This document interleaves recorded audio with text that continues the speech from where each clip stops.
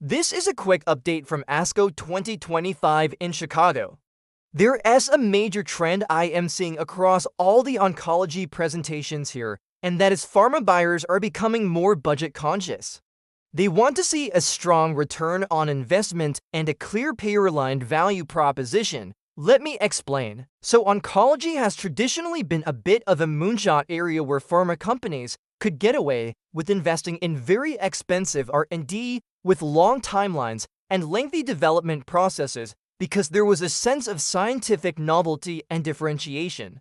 But that's not the case anymore. We're seeing a lot of similar drugs coming through the pipeline, whether it be PD-1 inhibitors or ADCs. The market is quite crowded, and so there's three main reasons why pharma buyers are getting more budget conscious. Number one, there are soaring trial costs and those lengthy timelines I just mentioned, which means they need a very strong justification to invest in research and development. Number two, there's mounting reimbursement challenges. Payers are looking closely at real-world value and they're demanding outcome-based pricing. And three, there's a strategic pivot toward earlier-stage assets that offer long-term optionality at a lower upfront cost. But what does this mean? It means that buyers are no longer content with just scientific novelty. They want to see a clear financial ROI and a payer-aligned value proposition.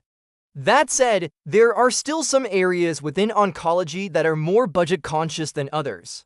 For example, in cardiovascular diseases, they're still focused on cost, but the emphasis is more on health system savings rather than earnings per share directly. Since many of these treatments reduce hospitalizations, strokes, and heart attacks, payers tend to support broader adoption.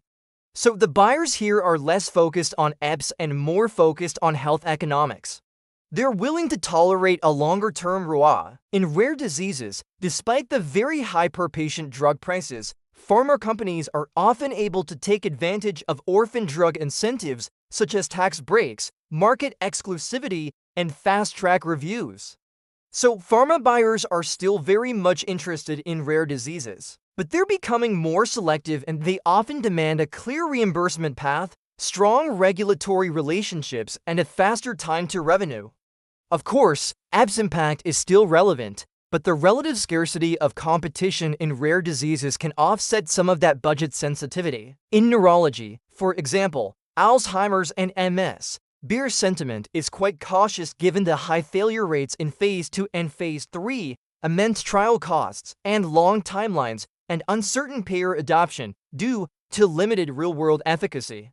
Pharma buyers are wary of investing too early and typically wait for more robust Phase 2b or Phase 3 data before committing. So in this case, the budget pressure comes more from clinical risk than pricing risk.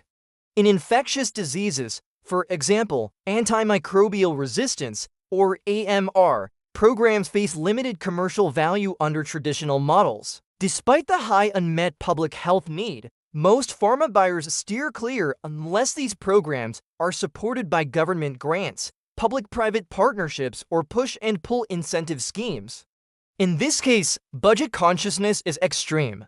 The EPS impact is poor and commercial success often depends on non-commercial funding sources. Finally, in immunology and autoimmune disorders, this space remains quite active with several large players and biosimilar competition.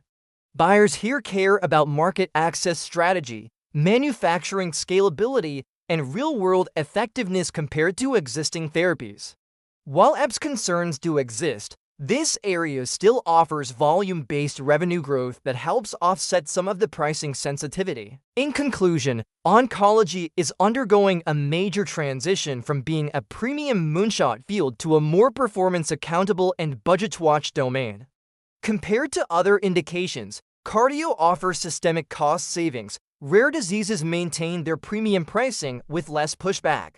Neurology has high risk and cautious buyers. Infectious diseases struggle unless subsidized, and immunology faces moderate budget pressure but offers attractive revenue scaling. In 2025, oncology buyers are acting more like financial analysts than ever before, balancing clinical promise with fiscal discipline.